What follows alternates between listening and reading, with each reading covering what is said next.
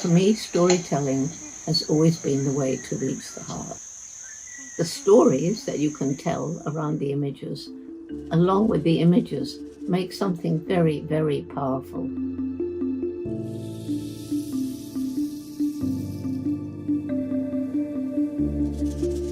Science and technologies, especially satellite imagery, are absolutely essential because people's livelihoods, natural resources, and biodiversity are connected to each other.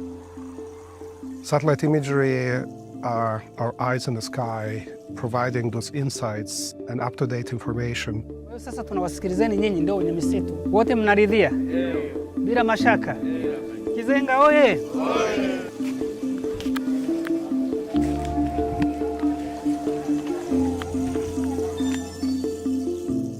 Going around the villages at the beginning of our Tukari program, helping the villagers understand the importance of conservation and what the deforestation was actually doing to harm them.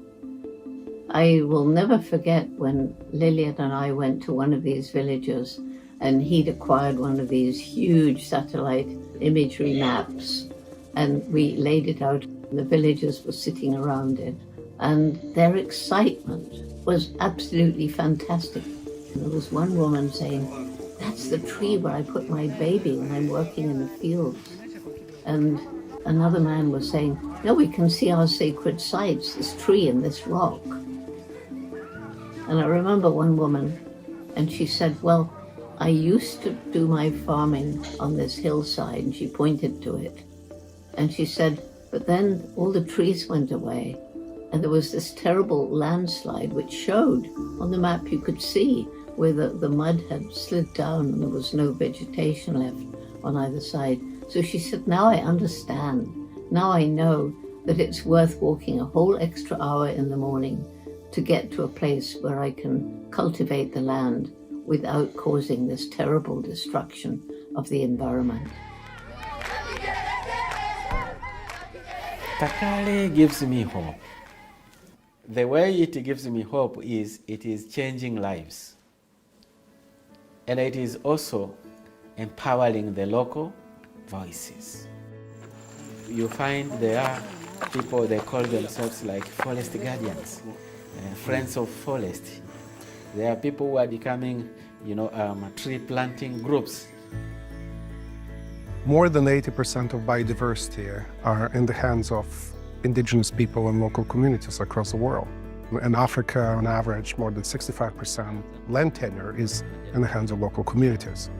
So if we want to achieve conservation impact and address the climate change, we have to work with local communities and not only engage them, but empowers them to own and drive decision-making in their landscapes. Well, the Kari approach began when I flew over the Gombe area. I flew over an area which in 1960 was part of the equatorial forest belt that stretched right across equatorial Africa to the west coast. By the late 80s, I flew over in a small plane and I looked down and I saw a tiny island of forest. Gombe National Park is very small, surrounded by bare hills. As you know, I spent many, many years studying chimpanzees. When I began, there was probably between 1 and 2, and I'd say closer to 2 million. And today, 100,000 to 300 and a bit thousand is all that's left. Many of them are in fragmented environments, isolated genetically, and have little chance of survival. So they are highly endangered. And if we don't take action, then they will become extinct.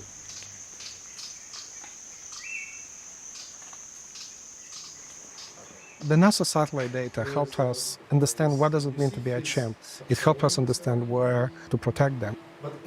NASA supports, launches, and maintains and manages constellation of different satellites, and some of them going all the way back to 1972. By providing this data to the conservation community, it helps us continuously monitor the chimpanzee habitats. The chimpanzee habitat suitability model, developed with support from NASA and University of Maryland, includes more than a dozen variables directly extracted from Landsat satellite imagery. It includes NDVI, it includes percent tree canopy cover, it includes tree heights. Using conservation standards approach and dashboards, we take these models and turn them into habitat health indicators, into actionable information people on the ground can actually work with. And the conditions of the forest can change quite rapidly due to illegal logging, mining, or any other threats. So this information is updated in near real time, so that conservation decision makers can see the individual threats affecting chimpanzee habitats from village to national scales and across the entire chimpanzee range in Africa. And this NASA data helps identify areas under threat of illegal logging or fire damage where local managers could be deployed to mitigate the threat. In addition, mobile apps enable community members to become involved in not just tracking changes in the habitat, but to be active in enforcing the protection of the village forest reserves from degradation. Community leaders have even used this data to inform their village land use planning, voluntarily moving farms away from areas where forest restoration would lead to the greatest gain for watersheds and people.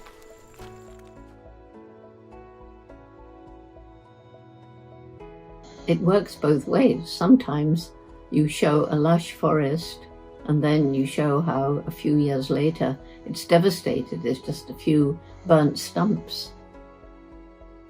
But on the other hand, there are other images which show you a devastated landscape, and then 5 years later, trees coming back, regeneration, new hope, new life. So the stories that you can tell around the images, along with the images, make something very, very powerful.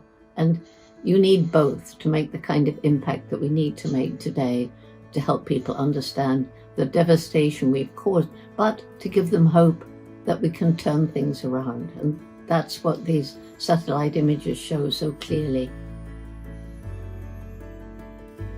I'm convinced that we have planted a seed that is going to spread, and this is the very good way of trying to ensure our contribution to the mother planet.